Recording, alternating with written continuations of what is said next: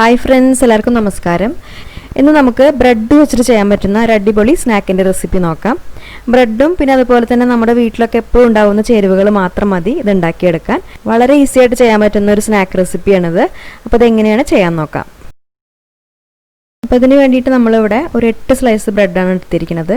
ഇതിപ്പോൾ ചെറിയ സൈസുള്ള ബ്രെഡ് ആയതുകൊണ്ട് 8 എണ്ണം എടുത്തിട്ടുണ്ട്. വലുതാണെങ്കിൽ ഒരു 5 എണ്ണം 6 എണ്ണം വരെയൊക്കെ എടുത്താൽ മതിയാവും. ഇനി ആദ്യം നമുക്ക് ഈ ബ്രെഡ് ഓരോന്നും ഇതുപോലെ കൈ വെച്ചിട്ട് ചെറിയ ചെറിയ കഷ്ണങ്ങളായിട്ടൊന്ന് മുറിച്ചെടുക്കാം. ഇപ്പോൾ ആ ബ്രെഡ് മുഴുവനും നമ്മൾ ഈ ഒരു രീതിയിൽ ചെറുതായിട്ട് കട്ട് ചെയ്തെടുത്തിട്ടുണ്ട്. ഇനി ഇതിലേക്ക് നമുക്ക് അത്യാവശ്യം വലിപ്പമുള്ള ഒരു ഉരുളക്കിഴങ്ങിൻ്റെ പകുതി ഭാഗം ഇതുപോലെ ഗ്രേറ്റ് ചെയ്തിട്ട് ചേർത്ത് കൊടുക്കാം.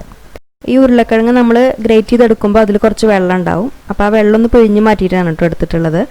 പിന്നെ നിങ്ങൾക്ക് വേണമെങ്കിൽ ഈ ഉരുളക്കിഴങ്ങിൻ്റെ കൂട്ടത്തിൽ ക്യാരറ്റോ അല്ലെങ്കിൽ ക്യാപ്സിക്കോ അങ്ങനെ ഏതെങ്കിലും കയ്യിലുണ്ടെങ്കിൽ ചേർത്ത് കൊടുക്കാം.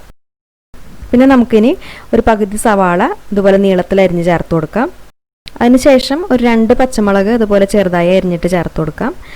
അപ്പോൾ ഈ പച്ചമുളകിൻ്റെ അളവ് എന്ന് പറയുമ്പോൾ നമ്മുടെ ഓരോരുത്തരുടെ എരിവിനനുസരിച്ച് ചേർത്ത് കൊടുക്കുക. പിന്നെ ഇതിലേക്ക് 1 ടേബിൾ സ്പൂൺ ഇഞ്ചി ചെറുതായി അരിഞ്ഞത് ചേർക്കാം. പിന്നെ കുറച്ച് കറിവേപ്പിലയും മല്ലിയിലയും ചെറുതായി അരിഞ്ഞത്. പിന്നെ ഇത് കഴിക്കുന്ന സമയത്ത് നല്ലൊരു ക്രിസ്പിനെസ് കിട്ടാൻ വേണ്ടിയിട്ട് ഒരു 1 മുതൽ 1.5 ടേബിൾ സ്പൂണിനടുത്ത് അരിപ്പൊടി ചേർക്കാം. പിന്നെ ഇതിലേക്ക് ചേർക്കുന്നത് മുളക് പൊടിയാണ്. അപ്പോൾ മുളക് പൊടി നമ്മുടെ എരിവിനനുസരിച്ച് ചേർത്ത് കൊടുക്കുക. ഞാനിപ്പോൾ ഇവിടെ ഒരു 1.5 ടീസ്പൂൺ മുളക് പൊടിയാണ് ചേർത്തിട്ടുള്ളത്. പിന്നെ ഇതിലേക്ക് ആവശ്യത്തിനുള്ള ഉപ്പ് ചേർക്കാം. അപ്പോൾ ബ്രെഡിൽ അത്യാവശ്യം ഉപ്പുണ്ടാവും. അപ്പോൾ അത് നോക്കിയിട്ട് അതിനനുസരിച്ച് മാത്രം ചേർത്താൽ മതി. പിന്നെ 1 ടീസ്പൂൺ നാരങ്ങനീര്. നാരങ്ങനീര് നമുക്ക് 1 മുതൽ ഒരു 1.5 ടീസ്പൂൺ വരെയൊക്കെ ചേർത്ത് കൊടുക്കാം. ഒരുപാട് കൂടുതലായിട്ട് ചേർക്കണ്ട. ഇപ്പോൾ പുളി കൂടി കഴിഞ്ഞത് കഴിക്കുമ്പോൾ അത്ര നന്നാവില്ല. അതിനുശേഷം ഒരു കോഴിമുട്ട ചേർക്കാം. എന്നിട്ട് ഇതെല്ലാം കൂടിയിട്ട് കൈ വെച്ചിട്ട് തന്നെ നന്നായിട്ടൊന്ന് മിക്സ് ചെയ്തെടുക്കാം. ഈ സമയത്ത് നമ്മൾ ഇനി ഇതിൽ ഒരു 1/2 ടീസ്പൂൺ ജീരകം കൂടി ചേർക്കുന്നുണ്ട്. ഇത് നമ്മൾ ആദ്യം ചേർക്കാൻ വിട്ടുപോയതാണ്. അപ്പോൾ അതും കൂടി ചേർത്ത് കൊടുക്കുക. ഈ ജീരകം നമുക്ക് ചതച്ചെടുത്ത് ചേർക്കാം, അല്ലെങ്കിൽ ജീരകത്തിൻ്റെ പൊടി ചേർത്ത് കൊടുത്താലും മതി. അപ്പോഴാണ് ആ ഫ്ലേവർ കറക്റ്റായിട്ട് ഇതിലേക്ക് കിട്ടുള്ളൂ. ഇനി ഇത് നന്നായിട്ട് കുഴച്ചെടുക്കുക. കുഴച്ചെടുക്കുക എന്ന് പറയുമ്പോൾ നമ്മളിവിടെ ചെറിയ ചെറിയ ബോൾസ് ആയിട്ടാണ് അത് ഉണ്ടാക്കിയെടുക്കുന്നത്. അപ്പോൾ അതിനനുസരിച്ച് ആ രീതിയിൽ വേണം കുഴച്ചെടുക്കാൻ. ഇത് കുഴയ്ക്കുമ്പോൾ നന്നായിട്ട് ഡ്രൈ ആയിട്ട് തോന്നുകയാണെങ്കിൽ അപ്പോൾ 1-2 സ്പൂൺ വെള്ളം ഒഴിച്ചു കൊടുക്കാം. ഇനിയിപ്പോൾ കുറച്ച് ലൂസായിട്ടാണെങ്കിൽ അപ്പോൾ 1-2 സ്ലൈസ് ബ്രെഡ് ചേർത്ത് കൊടുത്താലും മതി. എന്നിട്ട് ഇതുപോലെ നന്നായിട്ട് കുഴച്ചെടുക്കാം. ഇനി ഇത് ഷേപ്പ് ചെയ്തെടുക്കാം. അപ്പോൾ കയ്യിൽ ആദ്യം കുറച്ച് എണ്ണ പുരട്ടിയതിന് ശേഷം കുറച്ചായിട്ട് എടുത്തിട്ട് ചെറിയ ചെറിയ ബോൾസ് ആയിട്ട് ഉരുട്ടിയെടുക്കാം. ഇതിനി നമ്മൾ എണ്ണയിൽ ഫ്രൈ ചെയ്തെടുക്കുകയാണ് ചെയ്യുക. അപ്പം അങ്ങനെ ഷേപ്പ് ചെയ്യണം നിർബന്ധമൊന്നുമില്ല. നമുക്ക് വേണമെങ്കിൽ പക്കോടയൊക്കെ ഉണ്ടാക്കുന്ന രീതിയിൽ കുറച്ചായിട്ട് ഇത് എണ്ണയിൽ ഇട്ട് കൊടുത്തിട്ട് അങ്ങനെ വേണമെങ്കിലും ഫ്രൈ ചെയ്തെടുക്കാം. ഇപ്പം അത് മുഴുവനും നമ്മൾ ഇതുപോലെ ചെറിയ ചെറിയ ബോൾസ് ആക്കി എടുത്തിട്ടുണ്ട്.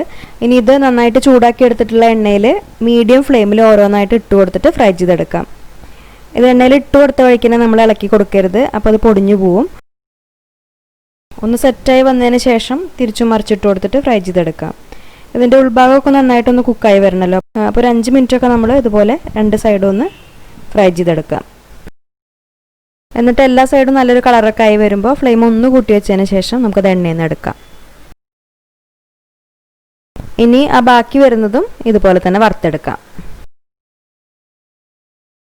ഇതിനി നല്ല ചൂടോട് കൂടിയിട്ട് നമുക്ക് ഇഷ്ടമുള്ള സോസിൻ്റെ കൂടെയോ അല്ലെങ്കിൽ ഗ്രീൻ ചട്നിയുടെ കൂടെയൊക്കെ കഴിക്കാം. അപ്പോൾ ബ്രെഡ് വെച്ചിട്ട് വളരെ ഈസി ആയിട്ട് ചെയ്യാൻ പറ്റുന്ന ഈ ഒരു സ്നാക്കിൻ്റെ റെസിപ്പി നിങ്ങൾക്ക് ഇഷ്ടപ്പെട്ടു എന്ന് വിചാരിക്കുന്നു. എന്തായാലും ട്രൈ ചെയ്യുന്ന സമയത്ത് നിങ്ങളുടെ അഭിപ്രായങ്ങളൊക്കെ അറിയിക്കൂ. പിന്നെ ഈ വീഡിയോ നിങ്ങൾക്ക് ഇഷ്ടപ്പെട്ട ലൈക്ക് ചെയ്യാനും ഷെയർ ചെയ്യാനും കൂടി മറക്കരുത്. അതുപോലെ നമ്മുടെ ഈ ചാനൽ ഇതുവരെ സബ്സ്ക്രൈബ് ചെയ്യാത്തവർ മറക്കാതെ സബ്സ്ക്രൈബ് ചെയ്യുക. അപ്പോൾ ഇനി ഇതുപോലെ നല്ലൊരു ഈസി റെസിപ്പി ആയിട്ട് വീണ്ടും വരാം. താങ്ക്